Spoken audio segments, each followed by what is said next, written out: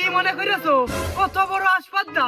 হ্যাঁ, আবার টাকা রাখতে শালা তোর বহুদিন পর বাড়ির সামনে পাইছি, তোর আর বেশি কথা বলে ইয়ার গাল ফাটিয়ে ফেল দেবো। দুদিন পর ওই মসজিদের ইফতারি খাওয়া আর ইদি গরুর গোশত বন্ধ হয়ে যাবে। এই তো সাহস কত বড়!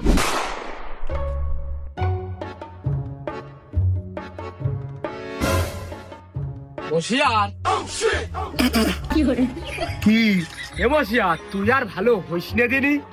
তুই এমনিতে অনেক ভালো আছিস, আর এত ভালো হবি আমি আর কখনো আশা করিনি। সত্যি কথা, আমি ভালো হয়ে গেছি। তে তুই আমার ভাই না? আমরা দুইজন একই মার পেটের দুইজন ভাই। তুই ভালো না হয়ে থাকতে পারিস? দেখিস নি আমি কত ভালো।